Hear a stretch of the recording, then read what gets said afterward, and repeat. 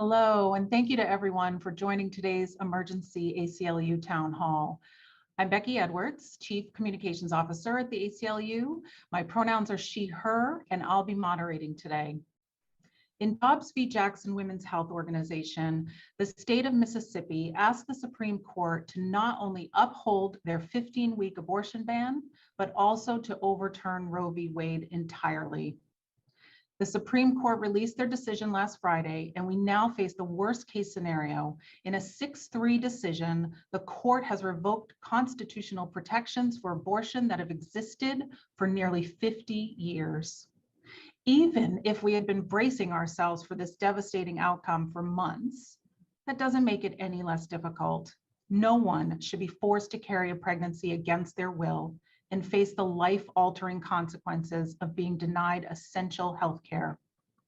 Like me, you're probably sad. You may even be angry, but our only option is to fight back.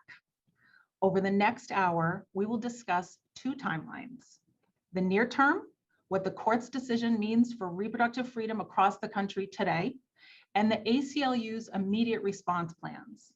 And the longer term, what this decision signals about the Supreme Court and what we can all do together to take back our freedom, to make our decisions about our bodies and our futures. For today's discussion, I've asked three of my treasured colleagues to join me. Brigitte, David, and JJ sit in the ACLU's legal and political advocacy departments. They're working in overdrive right now. So thank you all so much for being here and being partners in this fight. We'll do proper introductions soon, but first let's dive into our first segment. I'd like to start with the here and now. So I'd like to break down what this historic decision means for abortion access in practical terms, what the scale is of the impact, and I'm going to bring in two of our legal experts in reproductive freedom and constitutional law. We have with us Brigitte Amiri, Deputy Director of the ACLU's Reproductive Freedom Project, and David Cole, the ACLU's Legal Director. Welcome, Brigitte and David. And thank you again for being here. Glad to be here. All right, I'm going to start with you, Brigitte.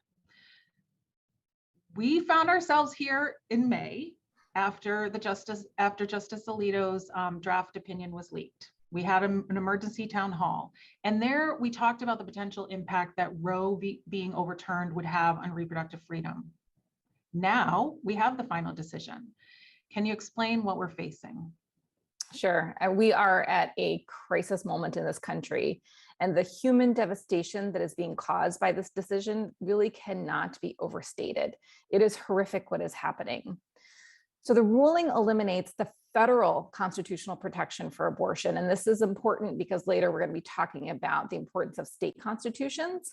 So the only thing at issue, which is a lot, is the federal constitution in the case, and it's overturned over almost 50 years of precedent that has said that it's a fundamental federal constitutional right to access abortion.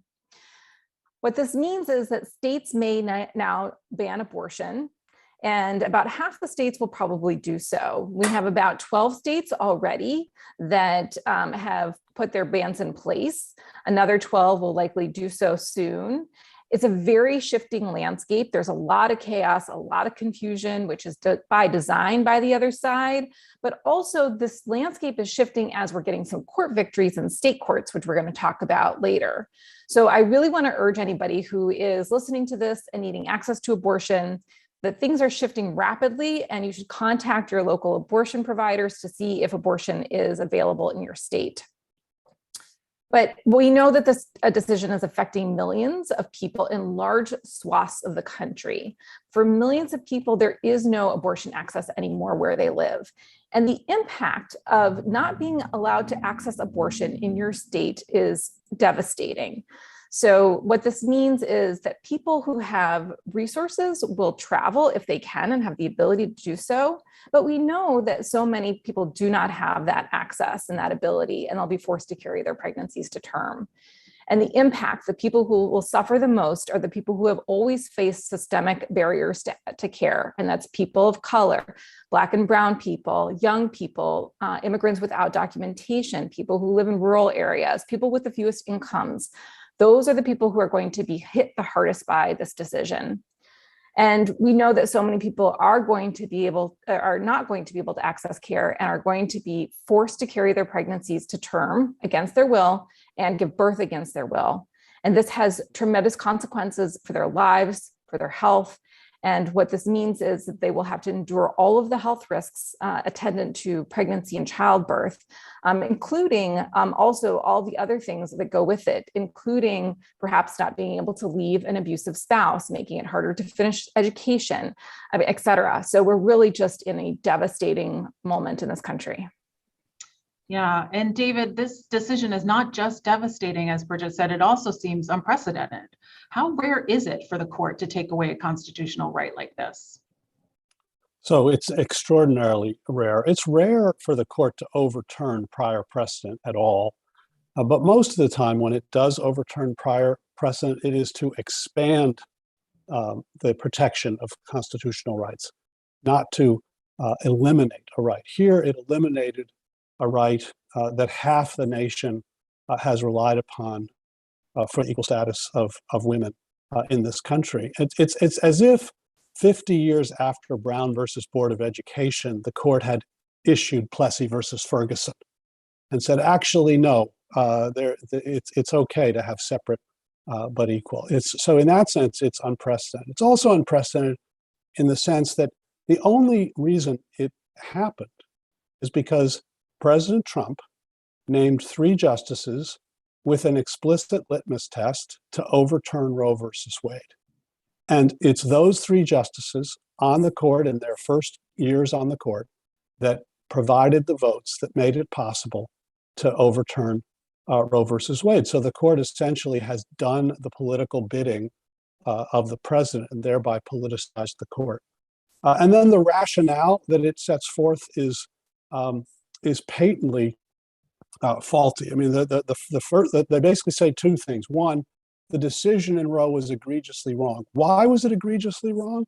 It was egregiously wrong, they say, because the court in Roe did not apply an originalist theory of interpreting the Constitution. That is, reading the Constitution's terms as they were understood at the moment that they were adopted, not taking into account any changes or evolutions over the centuries that we've had since the Constitution was adopted. That is a view that 5 justices on the court hold today, and sometimes 6. Chief Justice Roberts does sometimes. He didn't in this case. He did not vote to overrule Roe versus Wade on that ground. But they're about the only justices, other than Justice Scalia, in the history of the Supreme Court who have taken that narrow view of what's the right way to interpret the Constitution. So they are essentially imposing their idiosyncratic view of how to read the Constitution and saying that everybody else was egregiously wrong because they didn't adopt a view that over 100 of the prior justices on the court rejected this notion of originalism. And then finally they said, it's not enough to overturn a decision just because it's egregiously wrong. You also have to find that people didn't rely on that decision, that there are no reliance interests.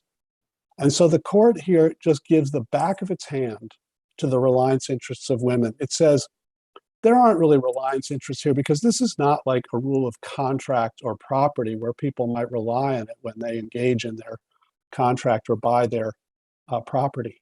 And therefore, there are no reliance interests. Just ignoring the fact that every woman of childbearing age has grown up in this country with the knowledge that she has control over her own body, that she can decide whether and when to have a child, that she therefore can control her life, her family, her career.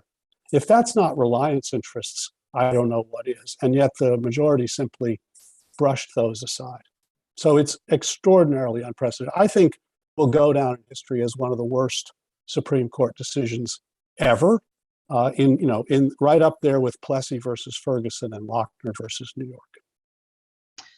I appreciate that point about one of the worst decisions because, that lands in the reality of many people in their day-to-day lives. So Brigitte, can you tell us a little bit of what you're hearing from those on the ground, including the reproductive health clinics we represent, on the immediate impact of this decision? Yeah, I wish those justices would have been in the waiting rooms of the clinics where they had to stop providing as soon as the decision came down. I wish they could be there to see the harm that they caused and what it meant for real people's lives. And it was devastating. There are stories after stories of clinics in various states that have had to stop providing abortion immediately after the decision came down. They had patients in their waiting room. They'd been consented to the abortion, ready to go, and they had to stop providing abortions and send them homes. There was collective sobbing. There was just tears, not just from the patients, but the staff as well. To be a healthcare provider and to say, I cannot see you, I cannot provide care to you, care that you need, because the Supreme Court has now told me I can't. And that is just horrific and horrible to think about. So, one of the things that we know, as we said before, is that people will be forced to carry their pregnancies to term. There's travel that some people will be able to take, but also some people will self-induce abortion, and that is generally safe with medication, but there are criminal consequences in certain circumstances. And we saw that even before Roe versus Wade was overturned. A young woman in Texas who self-induced abortion was charged with murder after she self-induced abortion. After the local groups protested, the charges were dropped, and the prosecutor said that those charges were improper and never should have been brought in the first place. But I really fear we're going to see more of that happening. Also, the important thing to recognize is that this country has a maternal mortality crisis right now. So many women die in childbirth, and that is so much more true for Black women. Black women are about 2 times more likely than their white counterparts to die in childbirth. So as a result of this decision, people really will die. I also want to lift up the incredible work of our partners on the ground and the infrastructure that already exists in places across the country to help people access abortion. And to that end, I want to encourage people, if you're looking for a place to donate, is to look at the National Network of Abortion Funds. If you go to nnaf.org/ACLU, the money will be split between about 80 local abortion funds, and that is one way that people can help. Okay, I'm glad you ended on that note about how people can help, because first, let me thank you, David and Brigitte, for starting us off. I now want to turn to our immediate response plans. So Brigitte, don't go too far. Okay, at the ACLU, we are committed to doing everything we can to defend abortion access with lawyers, advocates, and organizers in all 50 states, DC, and Puerto Rico. We are using the full force of this organization. Our rapid response efforts were immediately set into motion on Friday morning in the courts, in the legislatures, and in the streets. For this segment, Brigitte's coming back, and she'll be joined by JJ. JJ sits in the ACLU's National Political Advocacy Department as the Deputy Director of the ACLU's Liberty Division. Welcome, JJ. Thank you. No place I'd rather be. All right, Brigitte, first, since you're already warmed up, can you talk a little bit about how the ACLU is responding in the aftermath of this decision? What legal avenues are we pursuing? So at the top of the hour, we talked a little bit about the difference between state constitutions and federal constitutions. And some state constitutions provide different and sometimes even greater protection than the federal constitution, and completely separate from the federal constitution. So just because there's no federal constitutional right to abortion, and that is devastating, there are states that protect access to abortion in their state constitutions. And already we've seen wins. Our litigation teams hit the ground running, and we were prepared to file in a number of states, and we did, and we're already seeing some successes. So I was in court yesterday in Kentucky with our team. We actually got a decision this morning restoring abortion access in Kentucky after it had been shut down after the decision came down from the Supreme Court. We also have had a win also today in Florida. We blocked under the state constitution the state's 15-week abortion ban before it was scheduled to take effect tomorrow. And our partners in Michigan and Utah have also seen success. So every place we can go to try to preserve access or eke out more time for people to get access to abortion care, we're going to do that.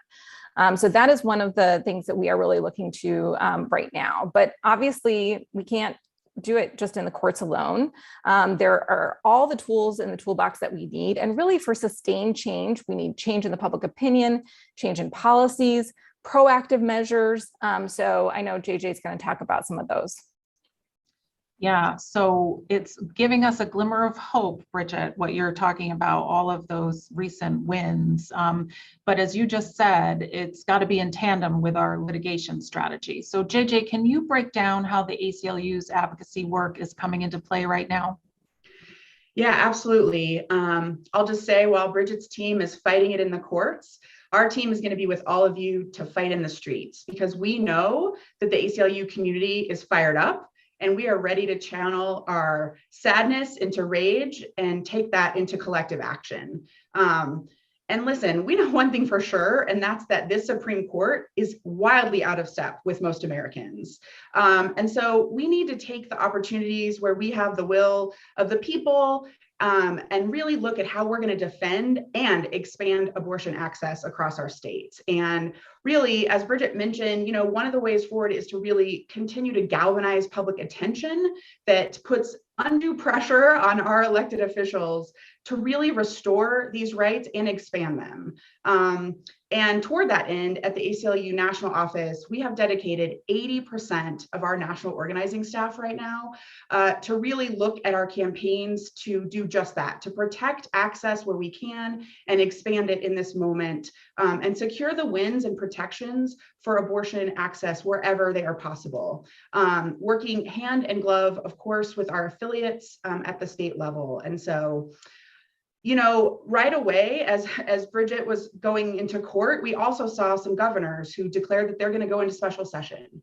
And so we're going to be, in those instances, working with our affiliates and our allies to make sure that we are, again, galvanizing that public pressure and drawing a line in the sand here, right? Like anywhere that these politicians are going to try to go and restrict access, we're going to pull our ACLU community together to fight that and to stand up against that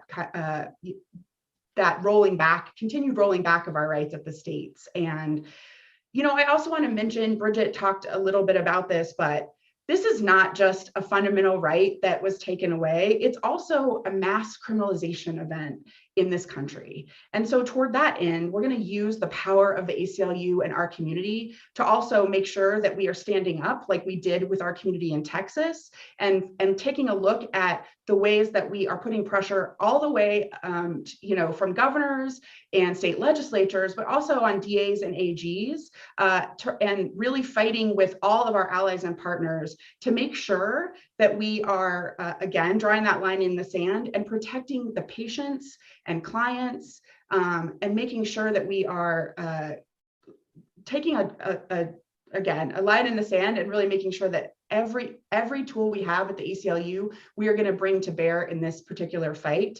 No one should be criminalized. No one should be criminalized for seeking out the healthcare that they deserve. All right, I have the same question for the two of you, because we're joined today by, you know, hundreds of people in our ACLU community, and we've seen so many people flooding the streets, as JJ just mentioned, record turnouts across the country. Some may still be wondering, you know, what's the point of protesting if the case has already been decided? So talk to us, I want you both to talk to us about why it's so important to stay engaged at this stage in spite of this loss. Let's start with you, Brigitte.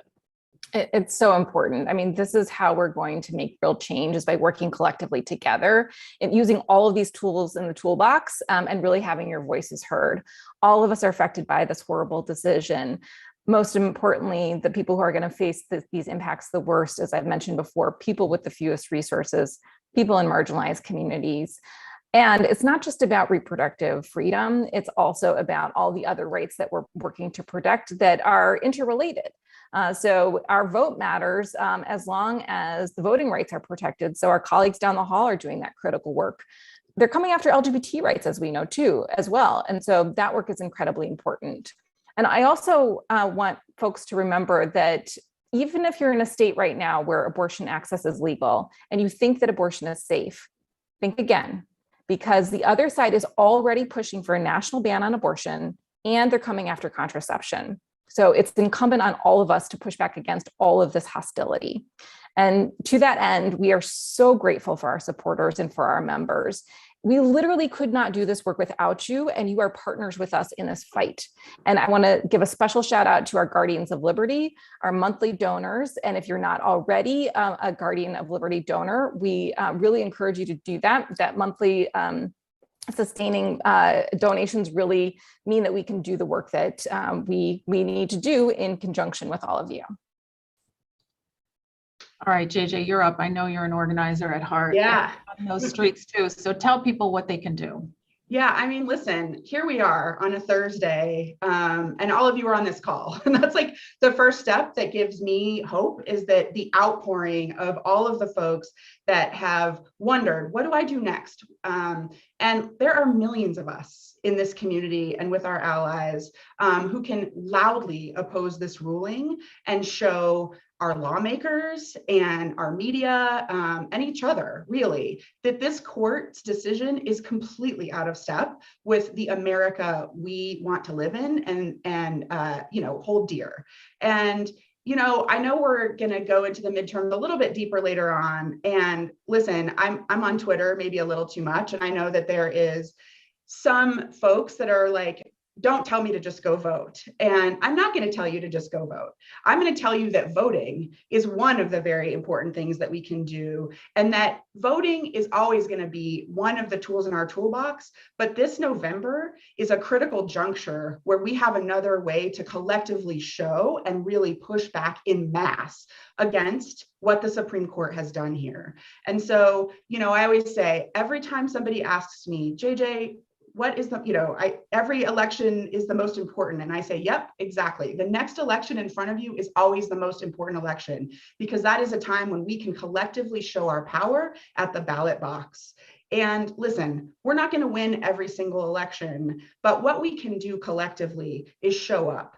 And we can't think that we can just show up once. What I'm asking folks to do here today is really think about and committing to how I'm going to show up over and over, whether it is joining calls like this and voting, or joining collectively in the streets with our allies, or making calls to our elected officials to really let them know exactly where we stand. We need to make sure that our collectivity and our voices are really heard in an overwhelming, outsized way right now. At the ACLU, we also want to make sure that everybody has the right tools and the information to plug into. And so we really also would love to see you all join us for our ACLU Abortion Activist Series this summer. This is a place where we can come together and learn to fight for abortion access, and share the ways that we can get involved in our own states, collectively in national moments where we're going to be pushing back on this decision. You can learn more by going to our website, aclu.org/abortion activists. And I really look forward to seeing you guys in those series. I too look forward to seeing all of you in that series, and I hope that you'll bring 2 friends. Okay, you are so right, JJ, about the power in this community. We actually have a special video message from ACLU Artist Ambassador Padma Lakshmi, who wanted to speak to you all today. Here is Padma's message. Hi, I'm Padma Lakshmi, and I'm your ACLU Ambassador for Immigrant and Women's Rights. I was just 3 years old when the Supreme Court decided Roe versus Wade, granting everyone in this country the right to safe and legal abortion. My mother's generation fought incredibly hard for that right. And 50 years later, we're still fighting the same battle. With the rollback of reproductive rights, we know who's going to be the most affected. It'll be people who don't have the money or the time or the resources to access safe abortion care. I know it's hard to stay motivated, but we must. With every day, it feels like a struggle, and it feels like we're being attacked, because we are. Together with the ACLU, we will push back against these barbaric laws and tell these politicians that they don't have a right to tell us what we can do with our own bodies and our own futures. So please take action. Sign up for the Abortion Activist series. Go to aclu.org/abortionactivist. Attend a protest. Call your representative, write a letter, give a gift to the ACLU if you're able to support this fight. No matter what you do, please stay engaged and stay hopeful. Together with the ACLU community, we will push back. And I know we have a long journey ahead of us, but we must fight for the right to decide what we can do with our own body. I am proud to fight and stand alongside all of you. Thank you. Padma's right. We have to do everything we can to push back. My colleague Louise Melling, Deputy Legal Director, spoke at an ACLU all-staff meeting on Friday, and she said, the only thing harder than continuing is stopping. We've got to keep that in mind as the days, weeks, and months stretch out from this initial news, because this is going to be a sustained effort. So let's talk about the longer term implications of the Supreme Court's decision, the Supreme Court itself, and the ACLU's litigation strategy. For this segment, I'm going to bring back Brigitte and David. Brigitte, I'm going to start with you. First, I want to ask, what are you expecting from the anti-abortion movement? So the other thing that the majority of the Supreme Court was wrong about in this decision is that somehow this was magically going to end the debate about abortion in this country. Obviously, that's just wrong. Not only are we fighting back on so many levels, but the other side we know are going to continue to push as well. As I mentioned before, we know they're already pushing for a nationwide ban on abortion coming after contraception.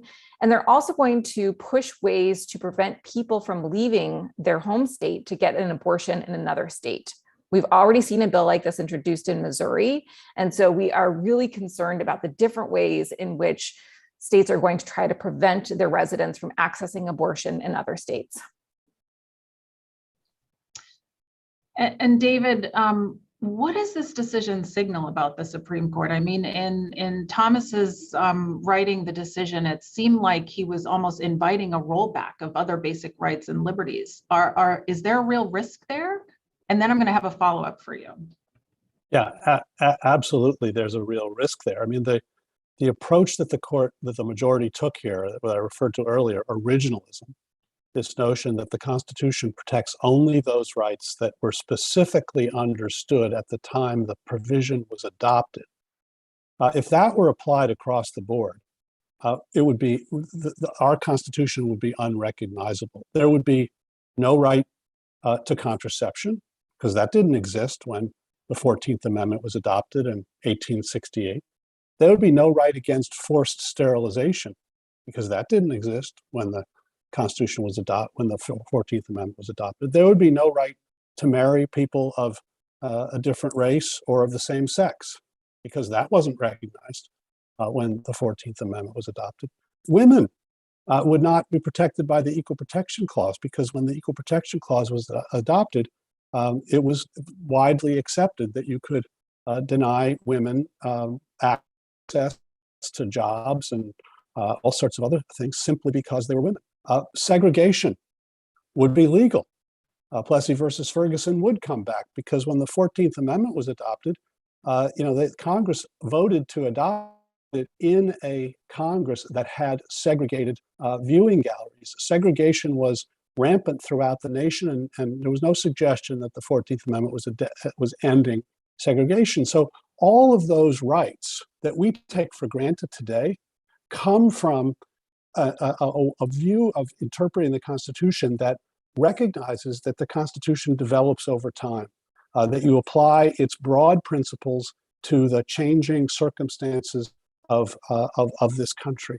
And you see that even in the reverse in the gun case that the court decided, where the court said, states can't pass laws to promote public safety against guns unless they can point to a specific analog in the 18th or 19th centuries of a similar law, even though obviously the threat of gun violence today is completely different from what it was back then. So the threat here, the threat is that if the court continues on this path, the Constitution will be entirely rewritten by this group of five. Okay, I'm taking a deep belly breath to soak that one in. How does this current makeup of the Supreme Court then impact the ACLU's litigation strategy? What is the path forward for our litigation work generally? So I think, look, I think a couple things. The first thing I would say is, whether the court will in fact do all of the things that I just laid out really depends on us. Sort of echoing what JJ was saying, if we sort of sit back and accept what has happened, oh my God, we're powerless. The court has they have five people on the court, they have the majority, there's nothing we can do. Well, then they will keep on going. But if there's a significant pushback from the people in the streets, in the ballot boxes, in state courts, in state legislatures and the like, that message will resonate. The anti-abortion folks, when Roe was decided, they didn't accept Roe as a given. They fought for 50 years and they've now prevailed for the moment. But nor should we treat Dobbs as the final word. And if we fight back and push back, I think we can really make significant, we can resurrect this particular right and make significant inroads on the court's willingness to rewrite the Constitution in ways much broader than with respect to this. So our strategy, our litigation strategy is one thing, but I think the bigger strategy is everybody speaking up, protesting this decision, showing the Supreme Court in every way you can that this is unacceptable. Because history shows that when the court gets out of step with where the country is and the country responds, there will be a correction. So we need to make sure there's a correction. It's in our hands to make that happen. And David, I know you've talked a lot to us internally about the path through state Supreme Courts and also what we can do because of the intersectional nature of our legal team. So can you talk a little bit about state Supreme Courts and the combination of our criminal justice expertise and reproductive freedom? Yeah, so a couple of things, as Brigitte has suggested, state constitutions can go above the federal Constitution in terms of the rights they provide, and they often do. And that's why we won in Florida this morning. That's why we won in Kentucky. And so we need to be shifting our focus to state courts in states where we have decent state courts and pushing state constitutional arguments. And we also need to be focusing on the election of state judges and educating people about the importance of electing judges who are sensitive to the importance of protecting individual rights and liberties. So that's one, is you shift to the state courts. A second thing we're doing is we are raising up a project that will work with those who are facing the criminalization that JJ and Brigitte mentioned, advising them on the limits of states' powers to criminalize these sorts of actions, on the kinds of questions that arise when states try to control what happens not only in their own state, but in another state, and try to limit people's right to travel to other states to do things that are lawful there. And we're going to work with criminal defense attorneys around the country to ensure that those who face threats of criminal prosecution under these laws will be represented by the best and will have the advice of the ACLU on the cutting edge constitutional issues that will be presented. Brigitte, anything else you want to add on this topic? Yeah, I want to say also too that this is not the 1970s. This is not as if we are in a time post-Roe that was pre-Roe. And one of the biggest difference is medication abortion and the availability of medication abortion, which didn't exist at the time before Roe versus Wade.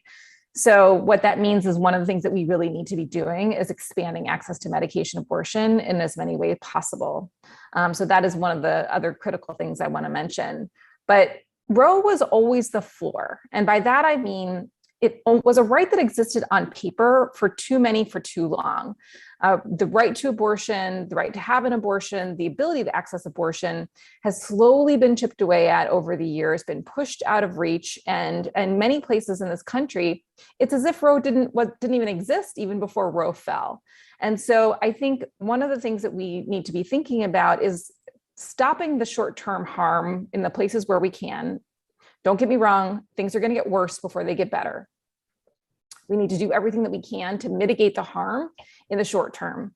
But in the long term, we need to think very critically about our long-term vision. And as David mentioned, that 50-year goal that the other side had after Roe versus Wade was decided has now been realized, and that is overturning Roe. And so in addition to the short-term goals, our vision of making sure that everybody has the ability to make the decision for themselves about whether and when to become a parent is their decision and their decision alone, and also that they have the resources and ability to effectuate that decision.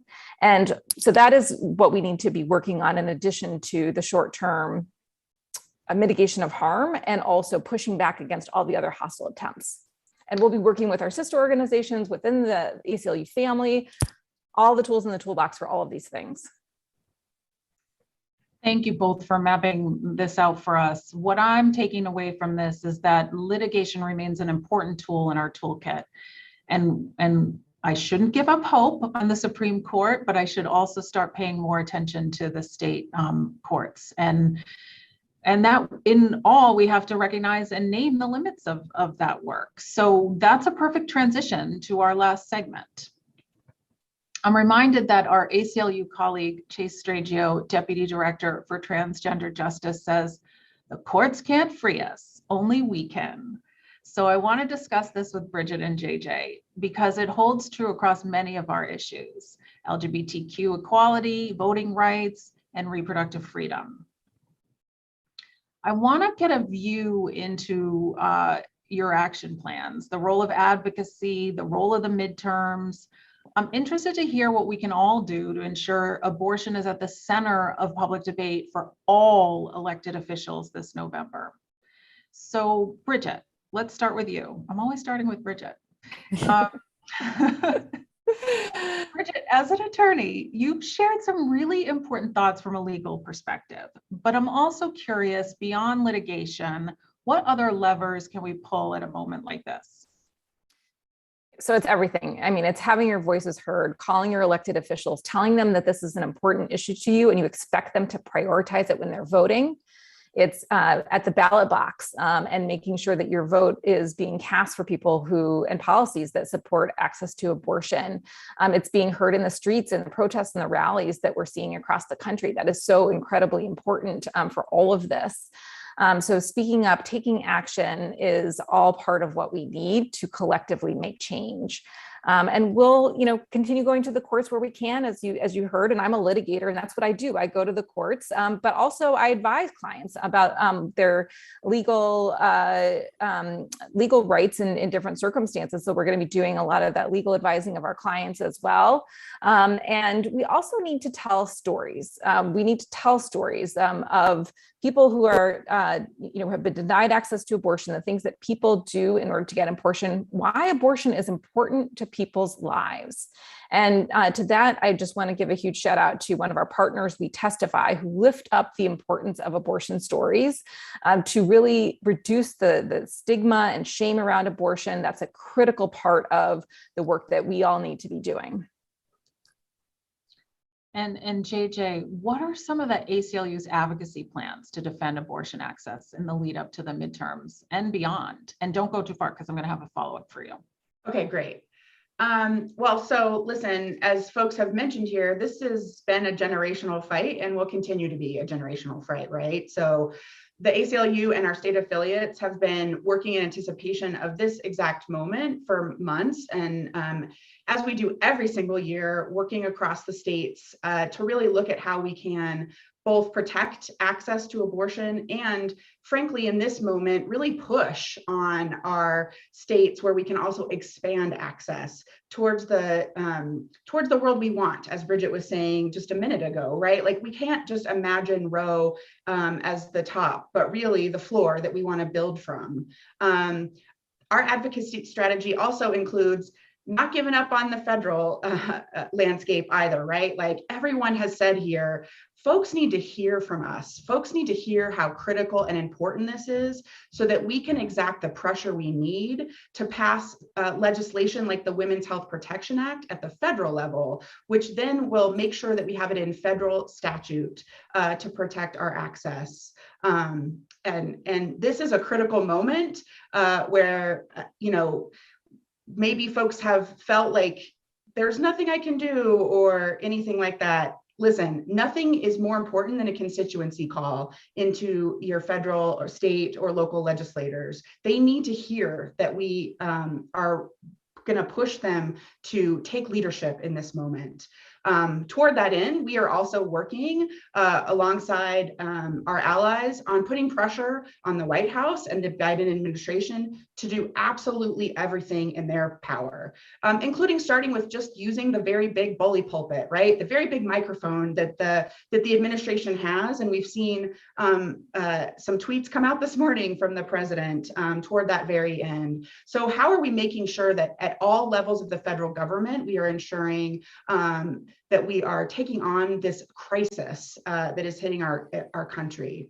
And listen, I want to be clear that on the November ballot, not only are we going to be encouraging folks to understand at all levels of government, from your governors to your state legislatures to your courts, who is on the ballot and really educating voters and our members and our supporters about that. But also I want to be clear that abortion itself is actually going to be on the ballot this November. In multiple states, as David said, we have the ability to both protect state constitutions that have more explicit protections and also expand in a couple states. And right now we're on the ground toward that very end in Michigan to really look at taking this directly to a vote of the people in Michigan, so that they can have their voices heard directly and put that right into their state's constitution. So we'll see that hopefully go on the ballot in Michigan, and we have that on the ballot in Vermont. And then we need to fight back on limitations in Kansas and Kentucky.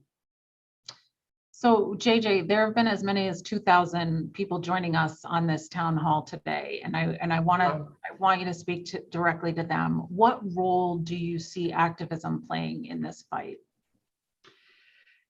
Listen, I'm an organizer. So to me, activism is everything in this fight. It really is. It really is the moment where, particularly an organization like the ACLU, that is just in a completely unique position, because we know that we have affiliates across all 50 states and Washington, D.C. and Puerto Rico, and millions of supporters who can come together and be uniquely positioned in this moment to push back and to continue to demand the world we want to see, and really demonstrate, as David said, that the Supreme Court is so out of step with the country that we want. Listen, my name wasn't in the Constitution, and folks who looked like me weren't in the Constitution, but I belong in the Constitution, and my rights are just as equal to anyone else's rights. And so Brigitte brought this up, but I think this is a moment where I've seen this in my own life. There's literally no conversation too small right now that you can have in your family, in churches, in coffee shops. I'm glad he didn't drill while we were here today, but I have a gentleman outside working on my house today, and he and I had a conversation because he knows where I work. And those are the kinds of conversations that start a revolution, right? What we really need to know is that people fundamentally understand what this means in the broadest context and what they can do about it. And I want to say too that it's going to take all levels of government. It's going to take all levels of activism. And many of us, another starting point sometimes is where we work. We've seen multiple companies come out and really say what they're going to do publicly to support their employees, but we need them to go even further and continue to say how important this is to the economics of this country.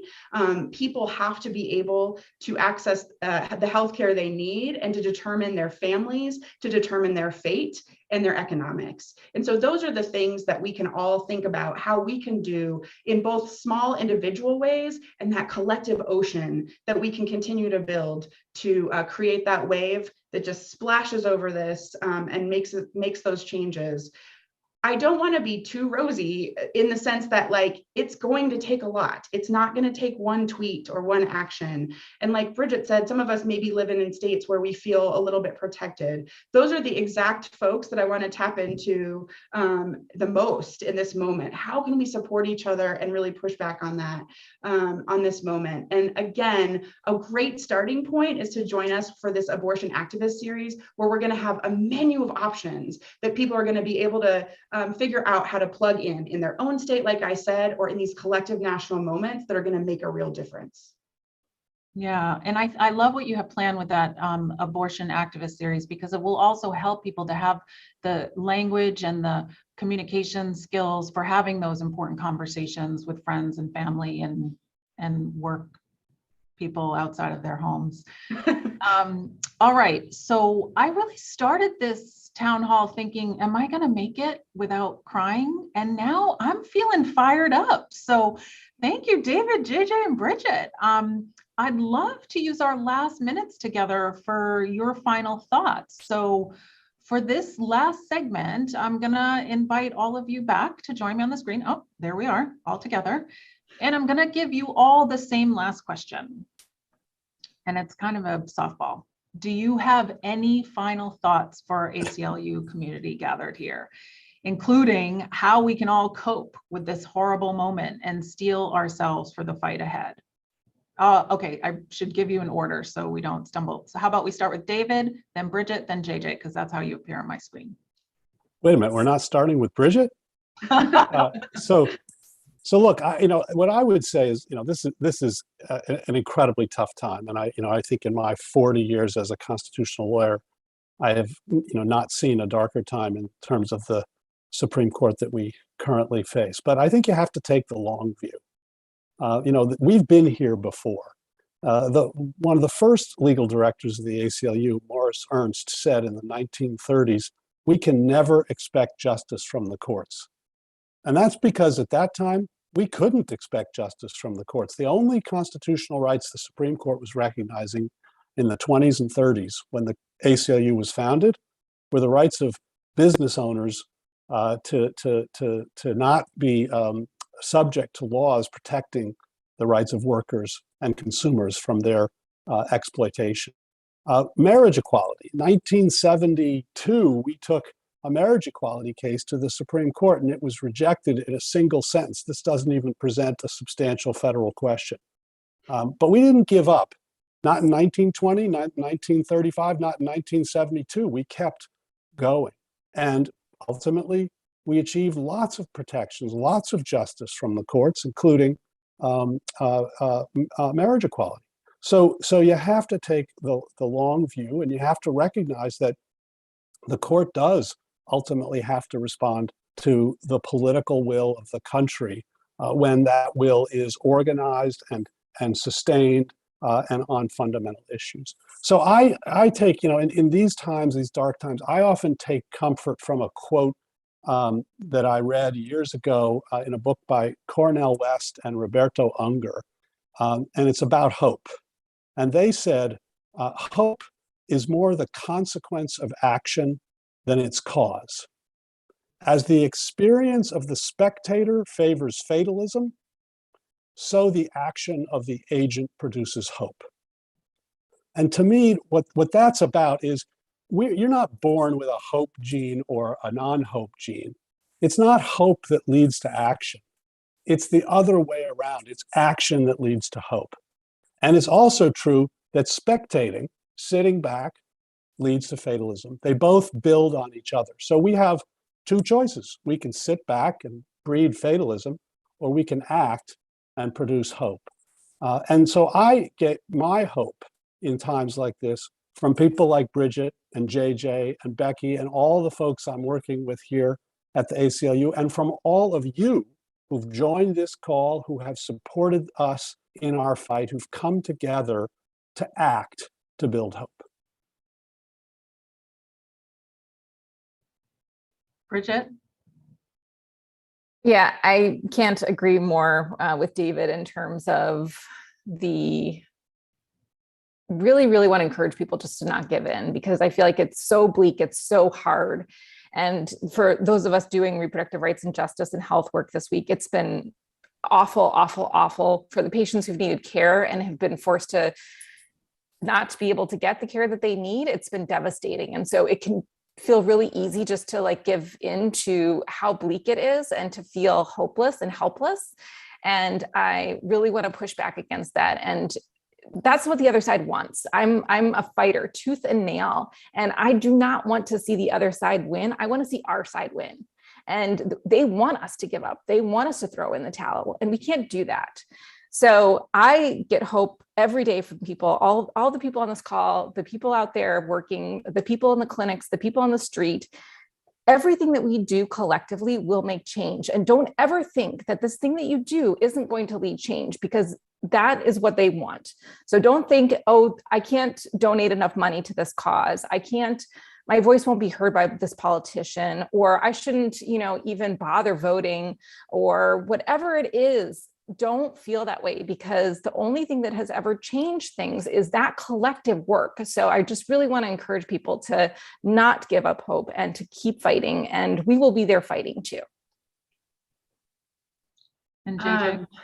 Wow, building on both of those beautiful, amazing sentiments, I guess I just want to double down on it, right? Like, we are here at the American Civil Liberties Union, an organization built out of the exact kind of collectivity and pushback that we knew we needed at a time in this country to make the change that we wanted to see.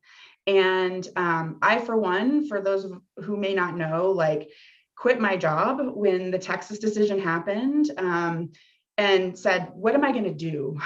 What am I going to do with this anger and passion, and where can I spend, my career to fight back? And I was lucky enough to land here, where we're going to be able to build on the amazing history of our organization, the traditions of all of our movements. And I want to be clear, this is globally a global movement. And while we are seeing ourselves go backwards, some of our brethren and sisterin around the world are going forward, and we're going to learn from them. We're going to take everything at our disposal, as we said, and we're going to pull it in together in this moment to fight back. And it's not going to be instant, and we're going to take 2 steps forwards and occasionally a step back. But what this really is a fight for our very liberty. That's why I work in the Liberty Division. This is about working in a place, or being in a place, where we can imagine, again, I wasn't in the Constitution when they wrote it. I certainly, but I certainly expect to live in a country that takes my protections as equally as important as the justices consider their protections, right? And so we're going to collectively come together. And again, what brings me the most hope is that, like I said, it's Thursday afternoon. Many of you had many other things to do. Some of you probably even left work a little early, or could have made a million other decisions. And yet you're here with us. You're here to hear, what can I do? Where can I put my anger, and how can I get my questions answered? And I'll say this, in the last week, the very morning of the decision, I had not one, but 2 people call me who I haven't talked to in 20 plus years, but had kept loosely in touch and said, what can I do? And that's exactly what we can all come together and answer, is we can come together collectively and push back on this. And we're going to do it over and over and over again until we win. And that's what I want to leave folks with. Thank you, Brigitte, David, and JJ, and our ASL interpreters for having this conversation with me today and for your remarkable work to protect our civil liberties and civil rights every day. I am so honored and proud to be in this fight with you. And thank you so much to all of you who joined us today, as JJ said, and took time out of your Thursday. We could not meet this critical moment with so much force and impact without the help of our incredible donors and activists. You are essential partners in this fight for reproductive freedom and in the fight for all other critical freedoms we defend. We deeply appreciate your continued support, engagement, and activism. Please be encouraged to take the actions we shared with you today. We know we gave you a lot of options, just take one and it'll build. And we look forward to keeping you engaged in the work ahead. So I'll say goodbye for now. And I really want to thank you for joining us. So long.